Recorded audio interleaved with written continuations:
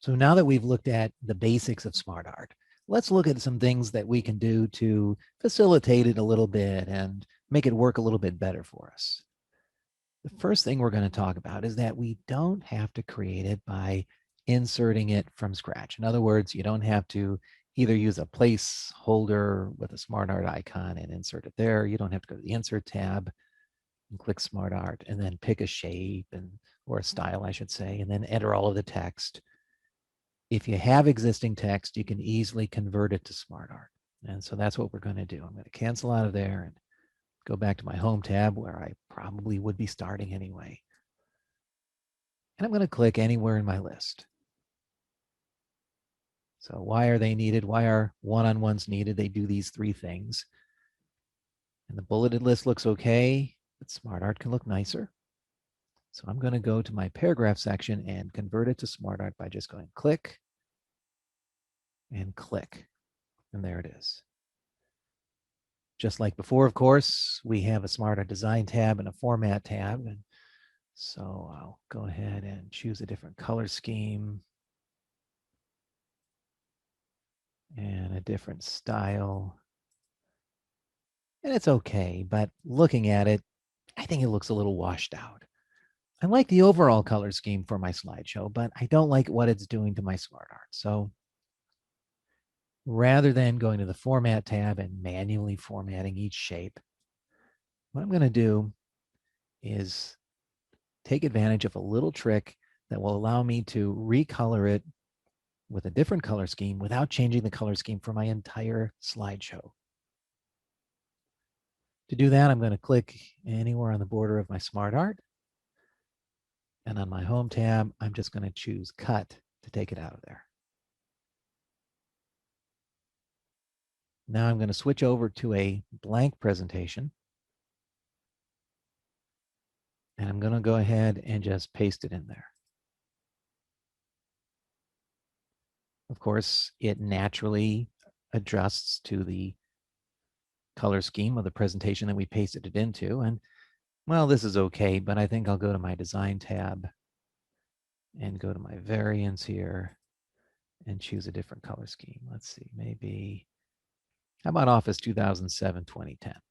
I think I like that color scheme, so I'm going to click on that. And now, with my SmartArt still selected, I'll go back to my Home tab, choose Cut again, return to my original presentation, and paste it in. Of course, it adapted to the source, or excuse me, to the destination again. So I'll go down to my paste options and say, use my source formatting. I also actually want it inside the placeholder. I don't like having that empty placeholder floating around behind the scenes. So I'm going to cut it a third time, click inside my placeholder, and then paste it. Now, why didn't I do that originally?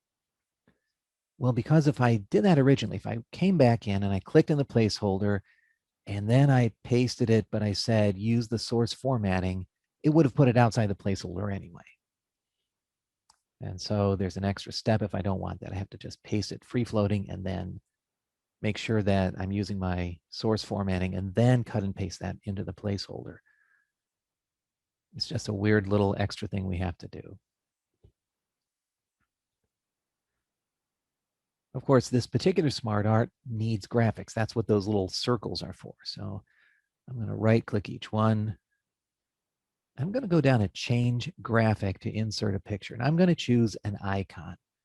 PowerPoint has all sorts of wonderful icons we can use. And for this one, I'm going to use a cautionary icon. So I'll type in caution as my keyword, and I'm going to use this one and insert. For check on progress, I'm going to right click that. Once again, go to change graphic and say from icons again.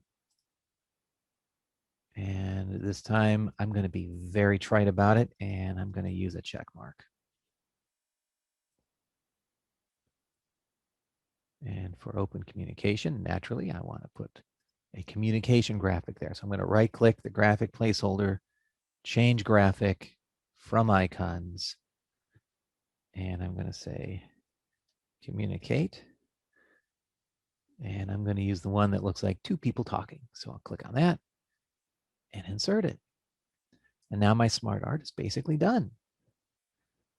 A word of caution, if we don't like the style for this SmartArt, notice what happens. If I go to my SmartArt design tab and I look at my styles, notice they're all in my slideshow color scheme. So if I pick one of these, it's going to change over to that color scheme. So I better click undo for that because I don't want that. In other words, you need to pick your style while you're in the other presentation before you cut and paste it back into this one.